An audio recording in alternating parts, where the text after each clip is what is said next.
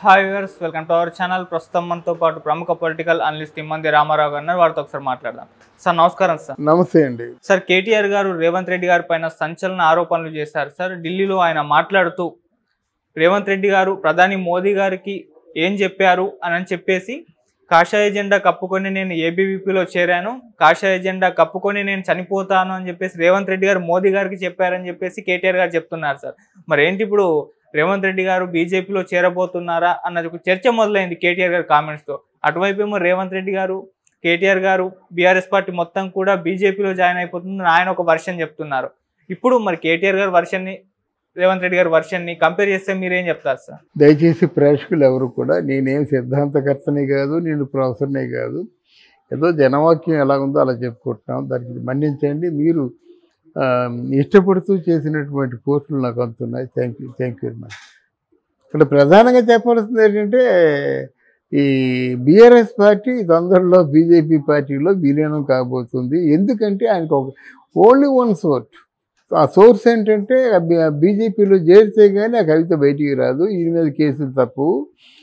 కేంద్ర ప్రభుత్వంలో ఈ కేటీఆర్కి ఒక మంచి ప్రధానమైన జాబు, ఈయనకేమో గవర్నర్ పోస్ట్ ఎక్కడో పారేయడం, ఇది ఒప్పందం అన్నది బయట ప్రచారంలో ఉంది. బీజేపీ పార్టీకి టీఆర్ఎస్ పార్టీకి, బీఆర్ఎస్ పార్టీ మధ్య ఒప్పందం అది. కేసీఆర్కి గవర్నర్, కేటీఆర్కి ప్రధానమైన కేంద్ర పోస్టు, కవితని అంటే మామూలుగా అందులోంచి విడిపించడం. మరి ఇక ముందు నా దృష్టిలో కవితకి రాజకీయ భవిష్యత్తు ఉండదు. అలా కొన్ని కండిషన్స్ ఉంటాయి. రాజకీయ భవిష్యత్తు ఉన్నా ఏముందండి, మా తెలంగాణ అనబట్టి ఓట్లేశారు, నువ్వు బీజేపీలో కలిసిపోతున్నావు. అసలు కలయికే పెద్ద అదేంటంటే డ్రీమ్ అన్నమాట. ఇవ్వడమే కలవడానికి. ఏడు తెలంగాణ నీతో పుట్టిందా? అంతకుముందు మరీ చెన్నారెడ్డి లేడా? మరీ చెన్నారెడ్డి ఎంత పోరాటం చేశాడు, ఎంతమంది వెళ్ళారు? అంతకంటే పెద్ద పోరాటమా? నీ పోరాటంలో ఎంతమంది, 10 మంది ఎంతమంది చచ్చిపోతే 1300 మంది అని చెప్పావు. నువ్వు అన్న లెక్క ప్రకారంగా 1300 మందికి నువ్వేమైనా ఏదైనా 3 ఎకరాల స్థలం ఇచ్చావా? వారికి జీవనభృతి ఇచ్చావా? సిగ్గులేదా మాట్లాడడానికి? కనుక కేసీఆర్ అండ్ ఫ్యామిలీ చేసినటువంటి ద్రోహం చిన్నది కాదండి. ఎంతమంది తెలంగాణ రాష్ట్రం కోసం చచ్చిపోయారండి, ఎంతమంది ఆస్తులు అమ్ముకున్నారండి, ఎంతమంది రోడ్డును పడ్డారండి. తెలంగాణ సాధనలో నువ్వు ఒక్కడవే లేదు కదా, మా పిచ్చి తల్లి రాములమ్మ కూడా ఉంది కదా. అందువలన ఇవన్నీ నువ్వు మాట్లాడుకుంటా కానీ నువ్వు బీజేపీలో కలిసిన రోజులు నీ కాలు వెనక్కి లాగేస్తారు, ఈ రాజకీయాన్ని పూర్తిగా కండెమ్ చేస్తారు. అలాంటి వాళ్ళు ఉన్నాయి. ఇది కేవలం కలే. కలిస్తే బాగుంటుంది, మరి కలవడం ఎలాగా? బీఆర్ఎస్ని విలీనం చేస్తే ఈయనెవడు బీఆర్ఎస్, నువ్వు బీఆర్ఎస్ని విలీనం చేస్తే టీఆర్ఎస్ 2 అంటారు వీళ్ళు. అయిపోయింది కదా, టీఆర్ఎస్ 2 అంటే టీఆర్ఎస్కి ఎక్స్టెన్షన్. అప్పుడు ఉంది కదా నవ తెలంగాణ పత్రికే ఉంది కదా, వీళ్ళు నవ తెలంగాణ అంటారు. అలా నవ తెలంగాణ నుంచి మన తెలంగాణ, మన తెలంగాణ నుంచి మన భారతదేశం అనేది వెళ్ళిపోతుంది. ఇది అలా కాదు. ఈ నవ తెలంగాణ నిన్నటి తెలంగాణ కేసీఆర్తోనూ పోయింది, ఇది నవ తెలంగాణ అంటారు. ఎక్కడ తెస్తాను? అందువల్ల ఇవన్నీ పొరపాటు మాటలండి. ఇవన్నీ తర్వాత ఏంటంటే, నేను ఎప్పుడో చెప్పాను, నేను మళ్ళీ చెప్తున్నాను, రేవంత్ రెడ్డికి ఇది ఊహాగానం లాగానే ఉండొచ్చు కానీ రేవంత్ రెడ్డికి మోదీ మంచి ఆపర్చునిటీ ఇవ్వడం జరిగింది.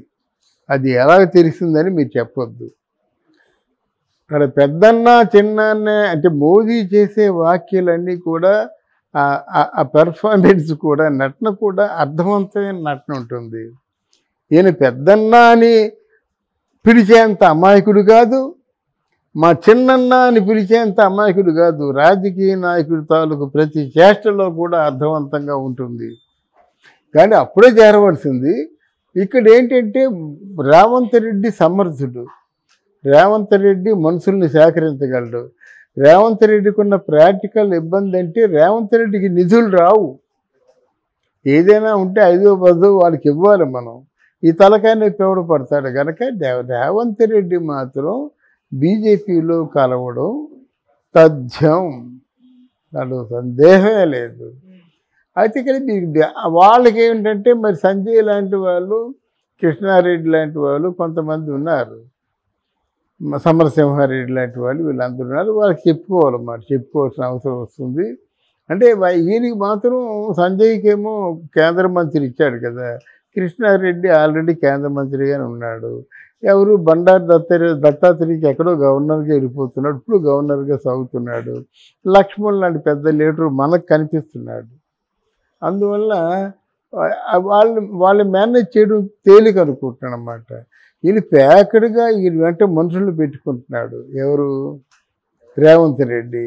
ఆ గ్రూపును మెయింటైన్ చేస్తున్నాడు, చాలా సమర్థవంతంగా మెయింటైన్ చేస్తున్నాడు. కాబట్టి వలసలు వస్తున్నారు. నాకు ఏ లాభం లేకుండా మీ దగ్గరికి ఎందుకు వస్తానండి? మీరు అధికారంలో ఉన్నారు కనుక నన్ను ఏదో చూస్తారు, నన్ను ఏదో చేస్తారనే ఆస్తోనే వస్తాను. మన హ్యూమన్ బీయింగ్ ఎవరైనా ఒకటే. వాడు పిల్లలతో ఉంటాడు, వాడు కుటుంబంతో ఉంటాడు, వాడు డబ్బు ఖర్చు పెట్టి ఉంటాడు, వాడు సంపాదించుతూ ఉంటాడు, పతనం అయిపోయి ఉంటాడు. కనుక సమర్థుడు రేవంత్ రెడ్డి కనుక ఈయన మనుషుల్ని సేకరించడం జరుగుతుంది. ఇది మరి ఎప్పుడు ఇట్లాంటి పరిణామం చెందుతుందని వేచి చూడాలి. అంటే ఆయన బ్రహ్మపడినట్టు కాకుండా ప్యాకెడ్గా ఆయనకు ఒక మేజిక్ ఫిగర్ ఉన్నట్టయితే డెఫినెట్గా బీజేపీలో చేరుతాడు. వాళ్ళ దృష్టి అదే. ఈ మధ్య తిట్టుకోవచ్చు, కొట్టుకోవచ్చు, ఎన్నేని అనుకోవచ్చు అనుకోండి. వాడి ఉద్దేశం ఏంటంటే సౌత్ ఇండియా వాళ్ళకి రావాలండి, ఎన్నైనా కష్టాలు పడతారండి. దాని గురించి ఆంధ్ర గురించి తర్వాత చెప్పుకుందాం, ఇంతవరకు చెప్తాను. డెఫినెట్గా రేవంత్ రెడ్డి బీజేపీలో కలుస్తాడు విత్ మేజిక్ ఫిగర్, రాసుకోండి. మరి రేవంత్ రెడ్డి గారు కూడా ఢిల్లీలో మనం మాట్లాడుతూ సార్ బీఆర్ఎస్ బీజేపీలో విలీనం అయిపోతుంది, కేసీఆర్ గారు గవర్నర్ అయిపోతారు, కేటీఆర్ గారు కేంద్ర మంత్రి అవుతారు, అక్కడున్న హరీష్ రావు గారు ప్రతిపక్షంలో కూర్చుంటారని చెప్పి కవిత గారు బయటకు వచ్చేస్తారని చెప్తున్నారు. మరి అది కరెక్టేనండి. కవిత గారు ఎప్పుడు బయటకు వస్తారు? ఎందుకు ముడిపెట్టారు? వీళ్ళందరినీ వదిలేసి కవిత గారిని గట్టిగా పట్టుకోవడానికి కారణం ఏమిటి? అది ఆలోచించాలి కదా. రేపు సాయంత్రం కల్లా హైదరాబాద్లో ఉంటుంది కవిత. వాళ్ళ కండిషన్స్ ఒప్పుకున్నట్టయితే అది తెలిసిందే అంత అందరికీ. అక్కడ రేవంత్ రెడ్డి అనే మాటల్లో చాలా తేలికైన మాట అంటే ఇక్కడేమో బీజేపీలోకి విలీనం అయిపోతారంటే బీజేపీలోకి విలీనం అయిపోవడానికి బీఆర్ఎస్ పార్టీ ఎవరిదండి? ఎవడబ్బు సొమ్ము? ఎంతమంది త్యాగధనులు ఉన్నారు? ఫస్ట్ వచ్చేది విజయశాంతి అవుతుంది. నువ్వు పోరా బాబు, నువ్వు బీఆర్ఎస్ తగిలించుకో, నేను నవ తెలంగాణ అని పెట్టుకుంటుంది. ఆవిడకి అన్ని ఓనర్షిప్ హక్కులు ఉన్నాయి. ఆవిడ కోసం ఆస్తులు పోగొట్టుకుంది, త్యాగాలు చేసింది, సినిమాలు పోగొట్టుకుంది. అటువంటి విజయశాంతి హ్యాండిల్ చేస్తుంది అంతే. ఆవిడని ఆరాధిస్తారన్నమాట. ఎంతకంటే త్యాగమూర్తులు ఎవరు ఉంటారండి? సర్వ ఆస్తులు కోల్పోయి, సినిమాలు కోల్పోయి, నా తెలంగాణ అనుకొని ఇక్కడే తిష్ట వేసుకొని తెలంగాణలో ఎవరైనా బాధపడుతుంటే తను అన్ని విధాలా సహాయం చేస్తూ ఉండే వ్యక్తులు తక్కువ. వాళ్ళ హక్కులు ఉంటాయి. వెళ్ళమని చెప్పండి బీఆర్ఎస్ని. బీఆర్ఎస్ తెలంగాణ పార్టీ కాదు, భారతీయ రాష్ట్రపతి. టీఆర్ఎస్ మాత్రమే తెలంగాణ పోరాట పార్టీ. హ్యాండిల్ చేస్తుంది ఆవిడ.